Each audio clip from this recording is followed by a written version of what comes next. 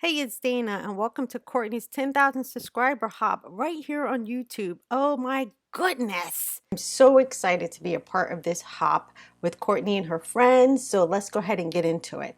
Today, I thought we would do a nice little simple spring panel. I'm using the Blooming Marvelous Heffy Doodle stamp set, which I absolutely love. And I'm also going to be using this Foliage stencil as well from Heffy Doodle.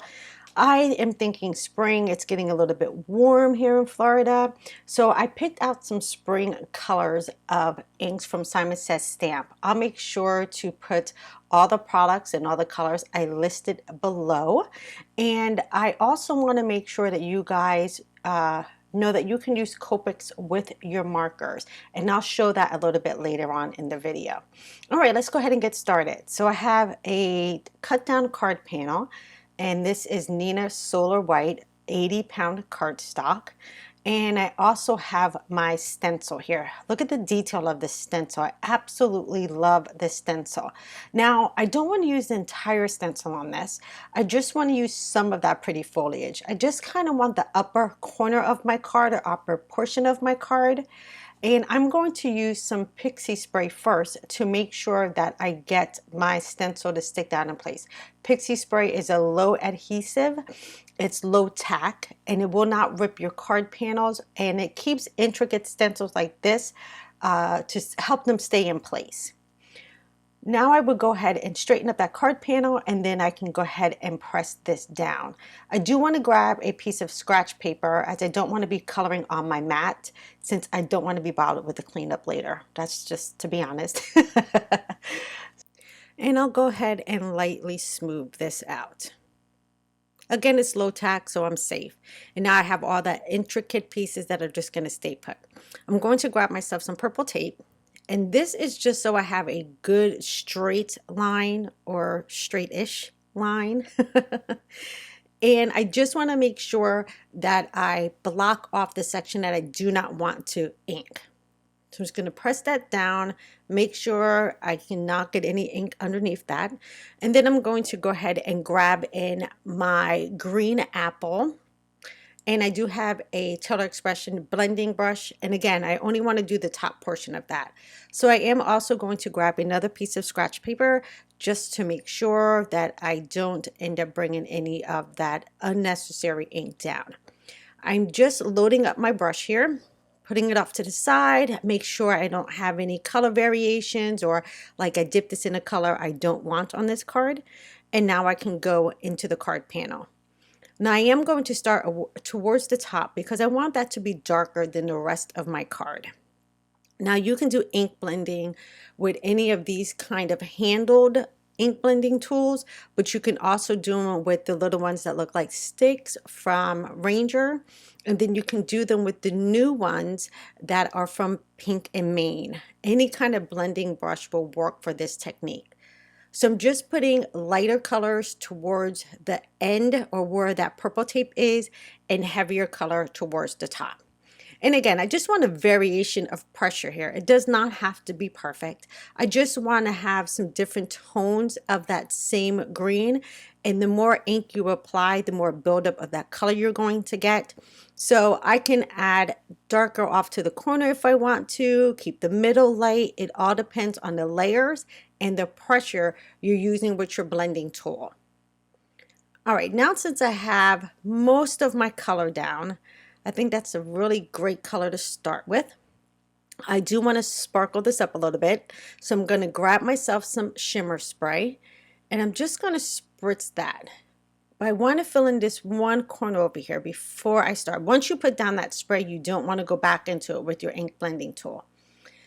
Now I'll lightly spray that, and that's going to give my foliage some sparkle. And of course, if anybody watches me, you guys know I like my sparkle. So now since I have that done, the biggest part for me that I love about stenciling is the reveal. So I'll pull that back, and look how gorgeous that is. So we have different shades of the green within the foliage, but again, it was just the pressure I used. All right, now I can go ahead and start working on the rest of my card. I do want to place my sentiment down first. So I'm grabbing in my mini Misty, And I'm going to just place my magnets down, and I'm going to use that large Marvelous sentiment. Now I do want to make sure I get this sentiment straight because I really don't want to mess up this card panel. And I am going to grab one of the smaller sentiments as well. Now I like to just kind of plan this out before I jump right into it, just to make sure that I'm leaving enough room on that little slant to add in some decorative features a little bit later. Now to get this straight, I'm going to grab an acetate sheet that has a grid on it. And this is going to allow me to get this sentiment straight. Now, if you do not have a grid sheet, don't worry about it. I'm going to show you how you can do this with using the packaging from your stamp set. But I'm just lining this up, kind of seeing where I might want my placement to be. And then, of course, because this has grid lines, this is going to assist me in trying to get those straight. But again, if you don't have the grid mat, don't worry about it. So I'll go ahead and pick up that sentiment, remove out the grid lines. Now, let me show you something. I'm going to grab the back of the packaging, that little acetate sheet that comes with our clear stamps. I'm going to grab that, and I'm going to stamp the sentiment on that instead of stamping it directly to my card.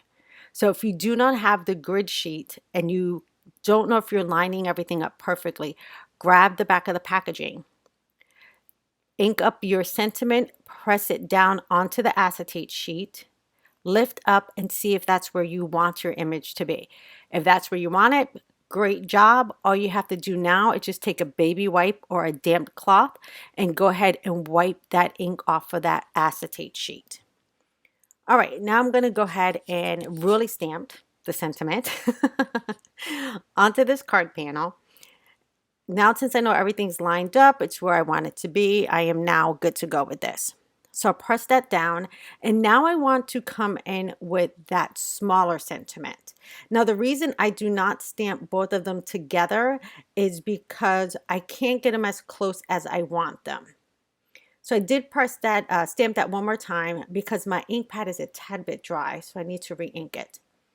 Now I want to come in with that smaller sentiment. So like I was saying, if I stamp them together, I can't get the smaller sentiment really close to that larger one because of the outline around the stamped image itself, or the stamp itself, not stamp image. So I always like to stamp these separately just to make sure that I'm getting it as close as I want it.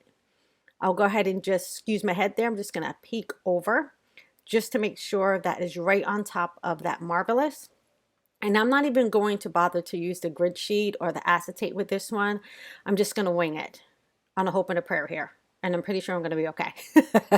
Again, don't mind the head peeking over. You're probably seeing some of those grays, because, we're in a pandemic and I'm not dyeing my hair. All right, since we have that done, I just need to stamp it one more time because like I said, my ink pad is a little bit dry. And this is my VersaFine ink pad. And this is usually the ink I use when I'm doing like smaller sentiments or really basically any of my sentiments. All right, now we have that done. We can go ahead and start working on the rest of the card.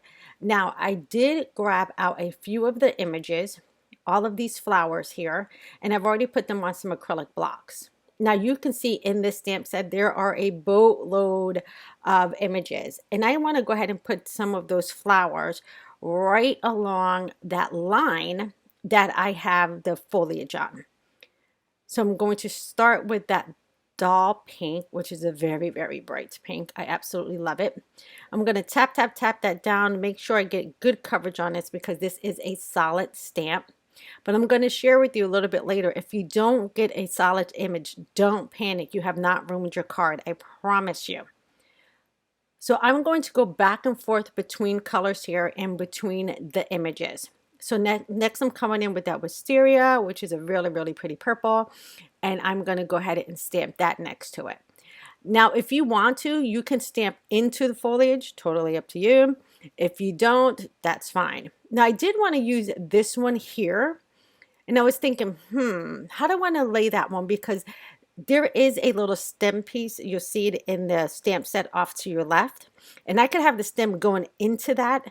But then I was like, nah, I don't think I want that. So I'm going to go ahead and grab out another one of the smaller flowers.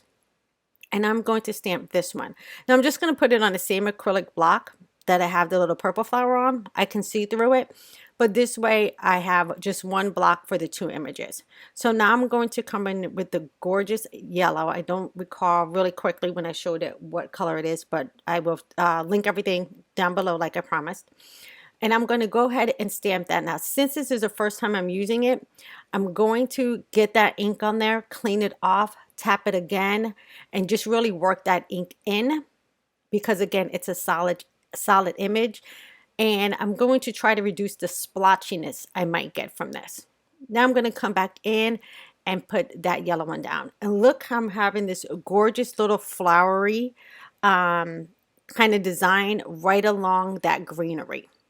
Now make sure to stamp off the side of your images or the side of your card panels as well, because you want to make sure that the design just doesn't stop and like free flows in the middle of the card. Just make sure to run that design off of your card panel. This is the same way you would see it in designer paper. If you buy in 6x6 paper pads, you'll always see that the design runs off the paper like it's continuing. So just make sure you're doing that when you're stamping out your backgrounds. That's, you know, my little tip of the day. Now I'm going to come back in with that yellow, and I'm leaving just a little bit of space between each flower because I want to add a little bit more of a design element to this. Now, since I have that done, I love the pops of color and just having that band of flowers. So mixing that larger background, I can go ahead and use my flowers with it. Now I'm going to use one of these fillers, which just looks like a little trail of dots. And I love this stamp set for having these little bits because you can fill in the areas that you might not know how to fill in unless you did it with a marker. So I'm just going to dab this into that green, and I'm just going to fill in some of the spaces between the flowers. But this also gives me a great additional design to this card. So if you have a stamp set that has some of these little tiny circles or tiny hearts, it's a great way to fill in your background on your cards. In this case, I'm just filling in between the flowers. But it looks like there's like little vines, dotted little vines that are all between the flowers. And it's a good way, like I said, to use some of those smaller stamps that you just feel like, I'm not sure why they're in here, but this is why they are, to fill in some of those spaces. Now I'm going to go ahead and put this in between, but I'm just going to wipe off two of the dots. So we just don't have any color there. And I'm going to put that right between those flowers. And I love just the added bit of whimsy that gives to this card panel. I'm going to add one more because I feel like I missed it right along this pink flower. And that just is going to continue that design. All right, now we have our little trail. We have a very spring-like card. Now remember when I said if you end up not stamping or you get splotchiness, just grab a Copic marker in the same color. And I'm just kind of like pulling out from the center to give the center a little bit more darkness. But remember, if you end up stamping something and you're like, that didn't come out the way I want, grab your Copics and fill it in with your Copic markers. You don't have to throw away the card. You don't have to start over. And also just adding a little bit more color over here kind of gives your image a little bit of depth. So don't be nervous. I promise you, you can use your Copics over your inks. It's not going to damage your Copics, and it's just going to finish off your card if you feel like you just didn't get good coverage on a solid stamp. So as you can see, I'm just adding it towards the center of the flowers because that's where the darker part may be in a flower. Again, I don't use too many references as far as like a flower needs to look this way. I think we're all creative people, so our flowers can look any way we want them to look. If you want to color a rose purple, have at it. Color the rose purple. I swear, I don't think anybody's going to come and arrest you. I promise. If you color, a flower a different color than what it's meant to be. It's what's in your creative being that makes it work. All right, now I'm going to come in with my card base, and this is Nina Solar White 110 pound card base. This is really my preferred card base. I'm going to go ahead and score that on my scoreboard. I keep this little thing right next to me off to the side of my desk.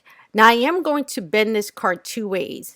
I'm going to bend it into the fold and away from, into the crease and away from the crease. Sometimes with your paper, if you go to fold it and score it one way, it will not line up correctly. And you might at the end have like a little bit of a piece hanging off that's not lined up correctly. So sometimes I just like to see which way the paper wants to bend, and that's the way it will bend for me. And then I don't have to worry about having an uneven card.